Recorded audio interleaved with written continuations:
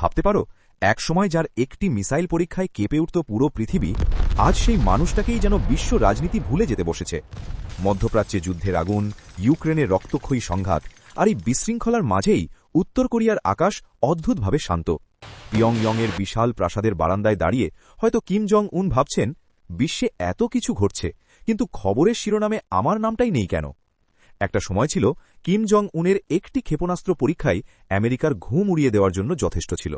পেন্টাগনের জরুরি বৈঠকদোস্ত দক্ষিণ কোরিয়া আর জাপান সতর্ক হয়ে যেত। কিন্তু এখন পৃথিবী যেন অন্য এক নাটকে ব্যস্ত। মধ্যপ্রাচ্যে নতুন করে উত্তেজনা, বড় বড় শক্তিগুলো সেখানে নিজেদের হিসাব কষছে।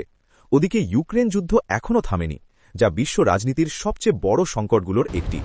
এই সব বড় সংঘাতের ভিড়ে উত্তর কোরিয়ার খবর যেন ধীরে ধীরে হারিয়ে যাচ্ছে। সোশ্যাল মিডিয়াতেও শুরু হয়েছে মজা। অনেকে বলছেন, বিশ্ব রাজনীতির এই বিশাল সিনেমায় কিম জং উন যেন এখন আর প্রধান ভিলেনও নন। একটা ভাইরাল মিমে দেখা যায়, কিমের অবস্থা নাকি অনেকটা সেই বিখ্যাত নার্কোস মিমের মতো, যেখানে পাবলো এসকোবার একনা বসে আছেন, চারদিকে কেউ নেই, শুধু অপেক্ষা। রাজনৈতিক বিশ্লেষকরা বলছেন, এই পরিস্থিতির পেছনে রয়েছে আন্তর্জাতিক রাজনীতির পরিবর্তন।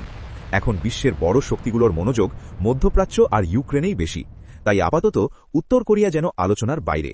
কিন্তু এর মানে এই নয় যে কিম জং উন পুরোপুরি চুপ করে বসে আছেন, বরং ইতিহাস বলছে তিনি মাঝে মাঝে এমন কিছু করেন যাতে পুরো বিশ্ব আবার তার দিকে তাকায়।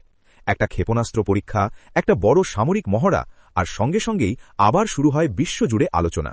কারণ আন্তর্জাতিক রাজনীতিতে মনোযোগও এক ধরনের শক্তি, আর কিম জং উন খুব ভালো করেই জানেন কিভাবে সেই মনোযোগ নিজের দিকে টেনে আনতে হয়। তাই অনেকেই মনে করছেন, এই নীরবতা হয়তো ঝড়ের আগের শান্তি। হয়তো খুব শিগগিরই আকাশে উঠবে নতুন কোনো রকেট, আর তখনই আবার শিরোনামে ফিরে আসবে উত্তর কোরিয়ার নাম। কারণ বিশ্ব রাজনীতির ইতিহাস বলছে, কিম জং উন যখন নীরব থাকেন, তখনই হয়তো তিনি পরিকল্পনা করেন সবচেয়ে বড় চমকের।